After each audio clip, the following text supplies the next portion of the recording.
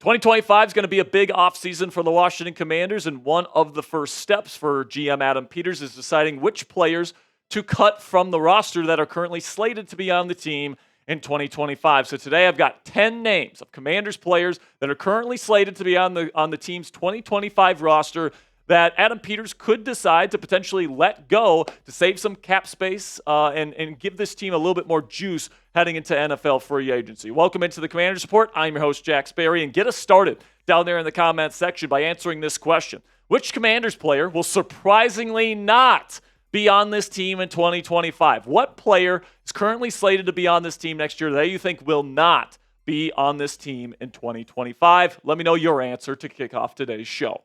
So now let's start with where the Commanders sit in cap space before cuts, before restructures, before trades, before free agency.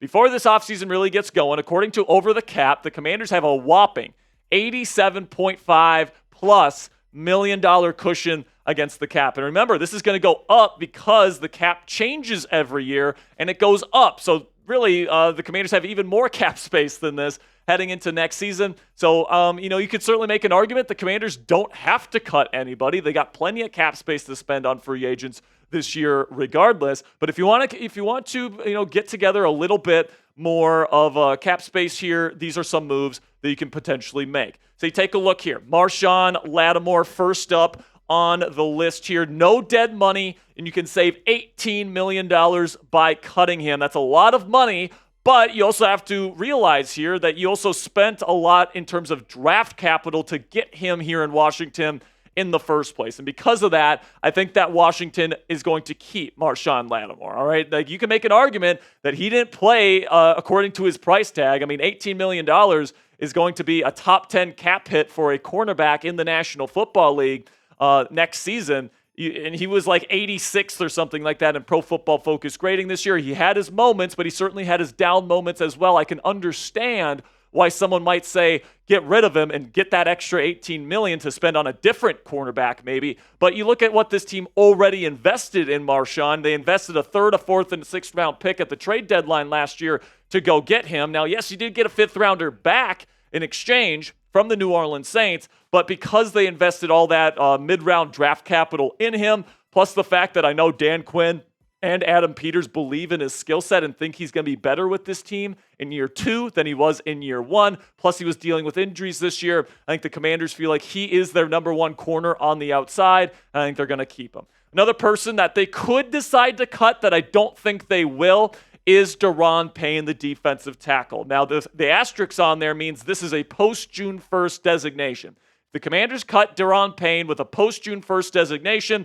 They take on $14.6 million in dead cap, but they do get $11.5 million back in savings for 2025. And, I think that if Washington looks to move off of Daron Payne, which isn't impossible, I think he had another down year this year given his price tag, I think that they'll likely look to trade him instead of cutting him, because they do save a little bit more money if they trade him post June 1st, whatever the case may be. But my prediction here is I think that it's either trade or keep when it comes to Daron Payne. I think that because you're taking on $14+ million in dead cap, if you let him go even post June 1st, I think that's just too much dead money for somebody that is still technically a good football player. So I think if they can trade him for the right price, I think they will. I'm talking like a 4th round, maybe 5th round pick would be the right price for him, given how big his cap hit is for the team that's acquiring him.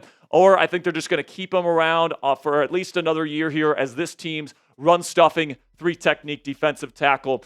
So let me know what you guys think down there in the comments section. What would you do? Will you pay Daron Payne, or will Daron Payne be a Commander in 2025? Simply give me a yes or a no down there in the comments section. For me personally, if I'd have to guess right now, I think he is. But let me know what you guys think for today's pinned comment. YouTube's going to throw you an ad break here in just a couple of seconds, and we're also going to tell you about our sponsor today at Prize Picks. And while I'm talking about Prize Picks, find that pinned comment at the top of the comment section and give me a yes or a no.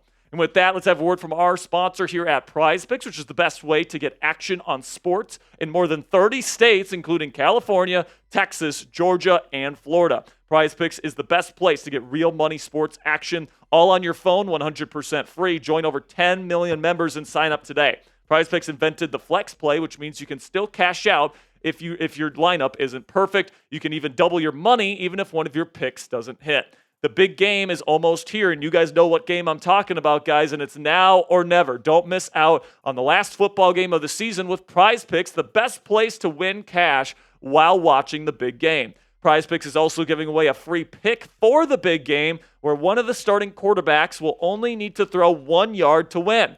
If you're correct on at least one more stat projection, you can win real cash. Check out the promos tab to tail any of the sweet Millie winners big game lineups. If you tail a lineup that goes 3 for 3, you can win a split of $1 million in promo funds. And like I said, guys, you guys can use that free square on either of the quarterbacks, whether that's Patrick Mahomes or Jalen Hurts. If you get that right, then obviously that helps out your promotion. So you guys can download the PrizePicks app today and use code CLNS to get $50 instantly after you play your first $5 lineup. That's $50 instantly after you play your first $5 lineup when you download the PrizePicks app today. PrizePicks, run your game.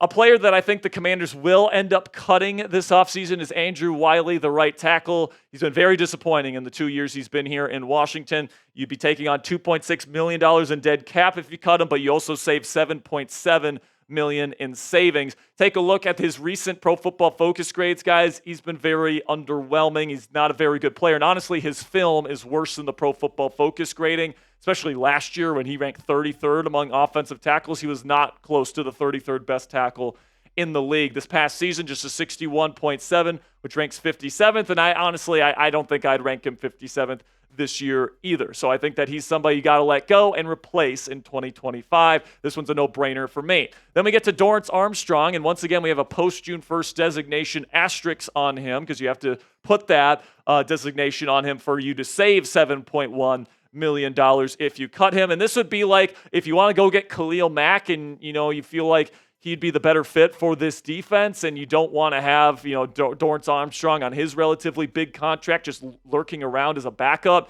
I wouldn't mind keeping Dorrance Armstrong if you're not planning on getting a big-name edge rusher, but that extra $7.1 million could sure come in handy in helping pay a new big contract on another bigger name edge rusher such as Khalil Mack or somebody else. Then another player that I think could potentially get cut is Austin Ekeler, depending on where the Commanders feel like this running back room is going. Because I think they're for sure going to keep Brian Robinson Jr., and I think they are going to add somebody in the draft. But the big question for me, guys, is do they see a future in next season for Austin Ekeler? Now, my prediction here is I do think he's going to be kept for one more season. He's got one more year on his deal. I think that they're going to keep him on that contract. And yes, I do think that they will end up drafting a very good running back probably on day 2 of the NFL draft this year. And, when that guy really establishes himself as a true starter heading into the 2026 season, it will be Austin Ekeler that is out the door.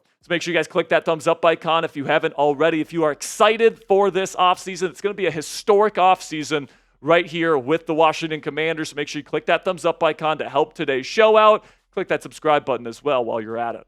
Then we get to some other cut candidates here, guys. These are the players, that have, they're not starters, all right? But you can still save some cap space by going out and letting these players go. Percy Butler, he was literally the lowest ranked safety in Pro Football Focus grading this year, and you can save $3.4 million by letting him go. I think that would be a good move for this team. Lawrence Cager and Michael Strachan. These are guys that you can save a combined $2.2 million if you let them go with no dead money. I think that would be beneficial for this team. Chris Paul is somebody that's a backup guard. I would let him go. I don't care if I'm taking on $200,000 in dead cap. The $1.1 million in savings is worth it for me. And same thing with Demetric Felton, who we could save another $1 million if they let him go. So listen, man, the cap space, if they made all of the moves that I suggested today or that I said, could be possible, if they cut all 10 of the players we brought up today, that would mean $142 million in cap for next season. That is obviously a big bag of money. All right, but I don't think they're going to cut everybody on this list. I think they're going to cut, they're going to pick and choose the items that they feel like they can cut and get away with. I think they're probably going to keep guys like Marshon Lattimore and Daron Payne, or at least they're going to try to trade Daron Payne to get some draft capital back for him. But what I'm expecting here is the Commanders are going to have somewhere around $100 million, maybe a little bit more than that, once free agency starts. So they're going to be able to go on a shopping spree. They're going to be able to open up the pocketbook and get the players that they want, outbid any other team looking to get these players so that this team can try to build themselves to be a legit Super Bowl contender heading into the 2025 season. Make sure you guys type Real One down there in the comments section in all caps.